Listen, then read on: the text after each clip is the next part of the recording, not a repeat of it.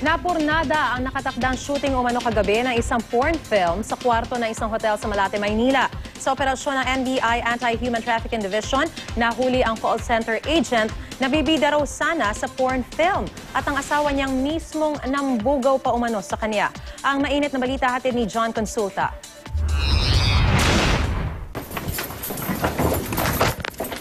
Pasado alas 11 ng gabi nang tumulak ang mga tauhan ng NBI Anti-Human Trafficking Division patungo sa isang hotel sa Malate, Maynila.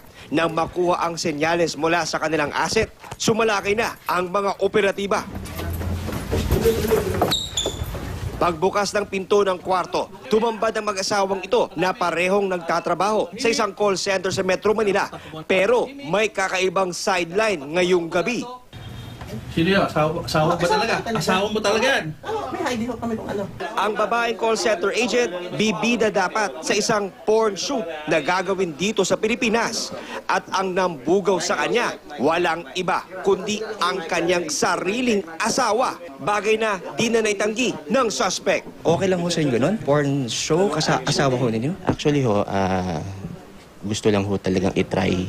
Na-recover ng NBI ang 15,000 pesos na marked money na down payment kapalit sana ng pakikipagtalik ng kanyang asawa sa isang dayuhan na kukunan para sa gagawing porn film.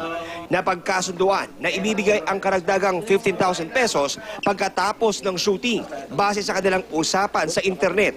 Agad inilabas ng mga babaeng ahente mula sa hotel ang asawang biktima at dinala sa tanggapan ng NBI.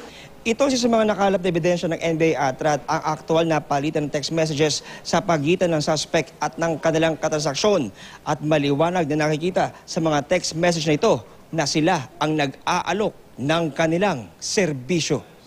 Sinabi ho nung namin kanina na parang may maskara daw kasi Halloween nga. Yun po yung doon.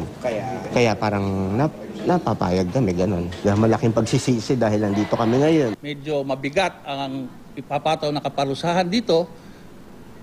Siya ay paparusahan ng habang buhay na pagkabilanggo at pagbumultahin ng hindi bababa ng 2 milyon at hindi naman tataas ng 5 milyong piso. Magsasagawa daw ang NBI ng follow-up operation sa iba pang sangkot sa naturang illegal na aktibidad. John Consulta, GMA News.